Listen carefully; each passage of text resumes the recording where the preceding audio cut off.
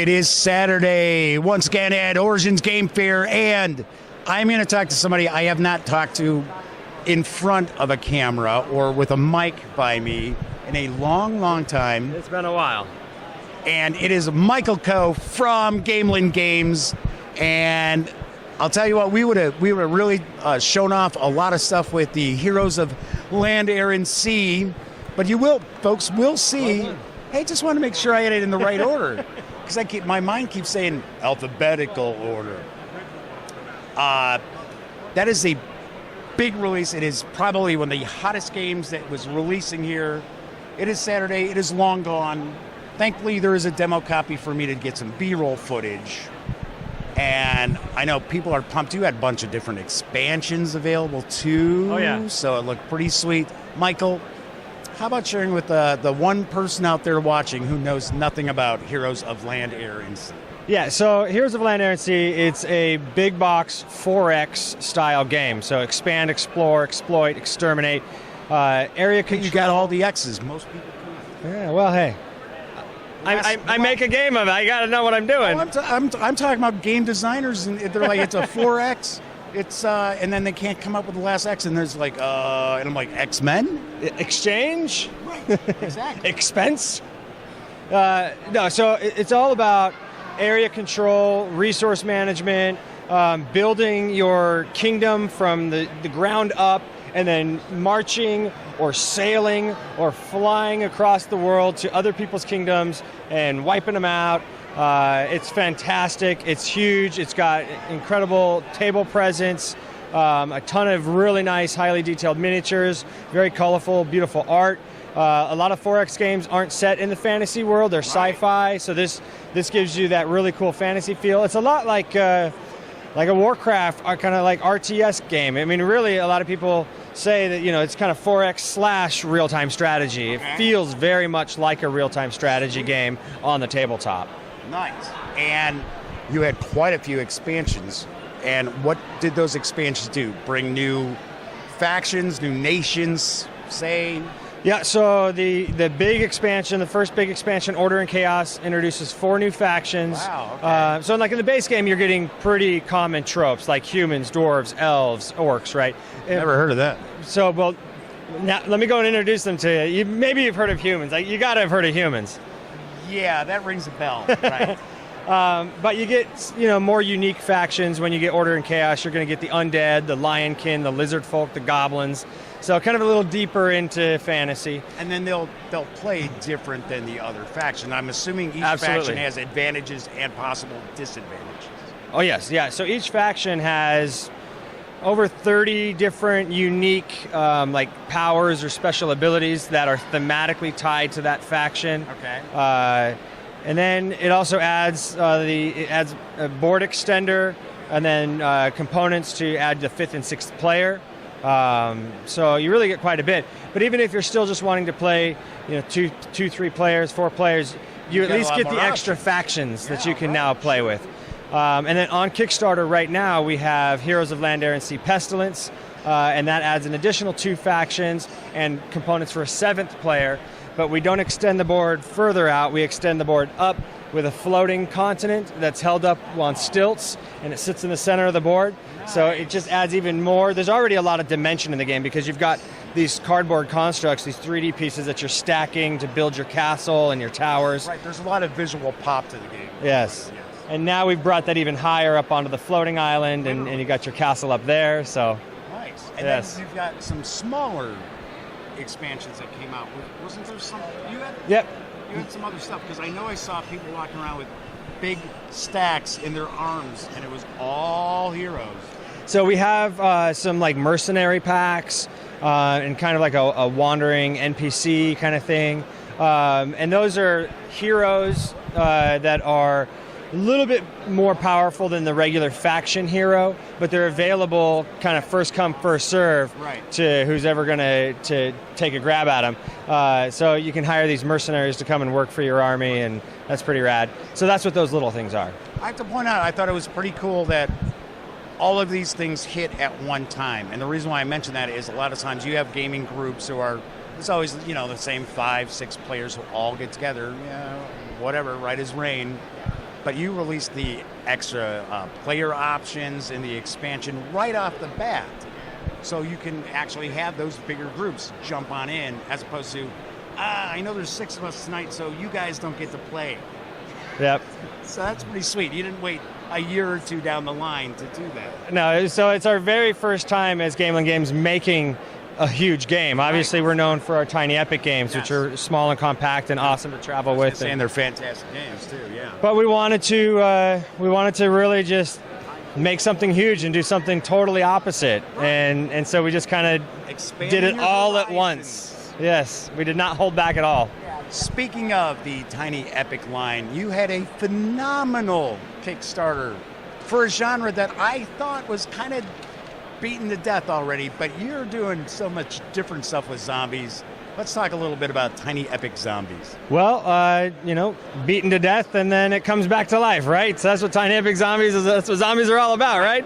So Tiny Epic Zombies, it's the game that probably has the most play options of any of our Tiny Epic games. There's 5 ways to play, if I remember correctly. You can play cooperative, you can play competitive, you can play everybody as a team against a game-controlled zombie army, or you can have a player control the zombies, and then the other side of the table, they can be playing cooperatively or competitively. Sure. It also has solo play. Right. Yep, it utilizes our item meeples that we introduced in Tiny Epic Quest, but now you're putting them in a vehicle, and you got a bat or a rocket launcher or a machine gun, all the chainsaw, all the classic fun things you want. And then there's vehicles that you can pop them into. Yep. And I know it's mum's the word. There's another Tiny Epic game that's going to be on the horizon soon, but stay tuned. We'll have news when Michael releases that. Soon, sweet. So you won't have to wait too long. But I do want to ask, because I know a lot of people were pumped about it who didn't get in on the Kickstarter, which snooze you lose, right? But it is going to come to backers, and it will hit retail probably early Q4-ish. Correct, yep. So it's actually just wrapping up production, and then we're going to do assembly, get it on the water, and then get it right out there. So it's definitely going to be hitting this year, Q4 this year. People can look for it and snag their copy. Awesome. Yeah, we made sure to print, some extras so that we can, everybody that wants one will have a chance to get one. Yes. And one thing that I have noticed, now granted, I have not played all of your Tiny Epic line. I've played Tiny Epic Galaxies and Tiny Epic Western. I'm really surprised at just pleasantly surprised, how much gameplay is jam-packed into these small footprint game boxes, because usually you get a small game, you open it up, and you have fun, they're fun games, but there's usually not a whole lot of meat on the bone there. There's a lot of meat on the bone to the Tiny Epic line. That's the epic part of Tiny Epic. And I mean, that's been the goal of the series, that Scott and I have had from the very beginning. We noticed that as well, that, the smaller games are just real quick fillers, but we wanted to be able to give a game that played pretty quick, that was really compact, small, but gave you meaningful decisions, gave you gratification, allowed you to develop and execute a strategy and then feel proud of yourself at the end of that, which we couldn't really find in the industry. And so that is completely the niche that we're filling with Tiny Epic. And that is one that has done very, very well for you. That is for certain. Now, kind of piggybacking on that, because there are a few Tiny Epic titles out there, is there one that you think maybe hasn't gotten enough love in your opinion? Because I know, everybody loves their own specific Tiny Epics. Do you think, not that any of them flew under the radar, there's no way that happened, but is there anything out there so for an example, I never really heard people talking about Tiny Epic Western. Played it, loved it, thought it was great, but I had actually never really heard a bunch about it. Is there one in the lineup that you think maybe people should take a second look at? Yeah, definitely Tiny Epic Western, and we felt that way about Tiny Epic Defenders. Okay. And so we created a really compelling expansion to Tiny Epic Defenders, which gave us kind of an opportunity also to revisit some things in the game that we wanted to improve, including the game's presentation and art style.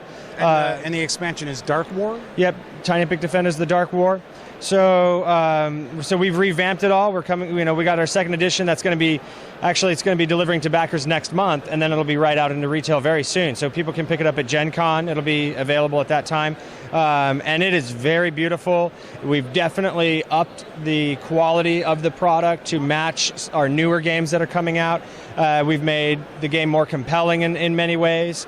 So that one we feel really needed kind of a bit of a second chance to capture. But there's, it was our first cooperative game in the series, and for people that love co-ops, we get a lot of love for Tiny Epic Defenders.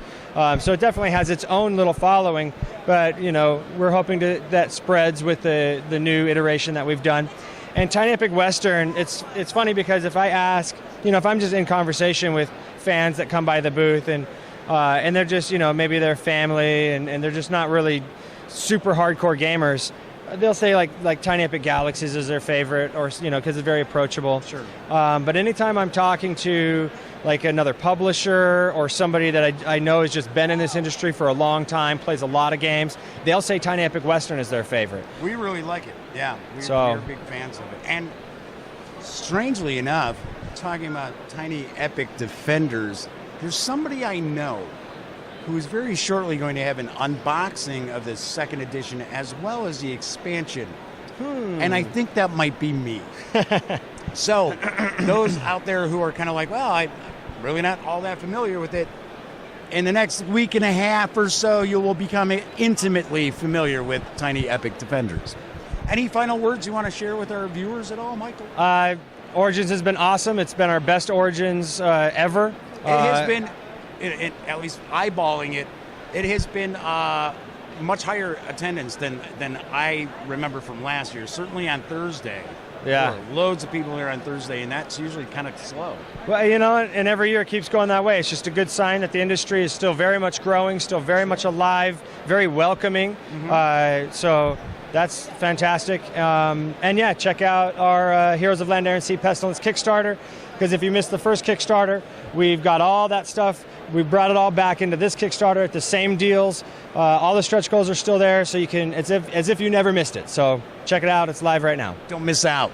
Michael, thank you so much for taking some time out to talk to me again. Because absolutely. First time we spoke was actually at Volcon in Phoenix, which was a one and done. It was a convention they tried to launch out there, and we ran into each other last year at Gen Con. True story, real quick. I'll wrap this up. Elliot Miller, my best friend, voiceofe.com.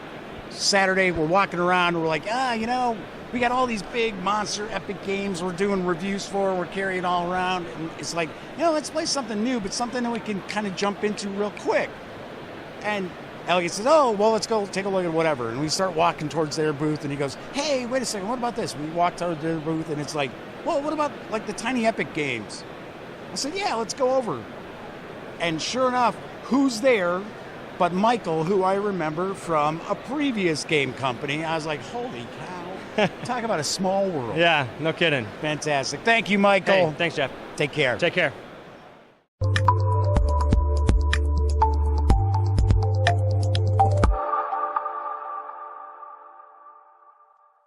Thanks again for watching The Daily Dope, presented by The Gaming Gang. If you like this episode, be sure to give it a quick thumbs up. And if you dig the channel, please subscribe. If you'd like to check out our previous episode, click right here. And if you want to check out a somewhat randomly selected episode, give a click right down here. It'll be like opening a box of Cracker Jacks. You just don't know what you'll get. Once again, thanks for watching, and I'm Jeff McAleer.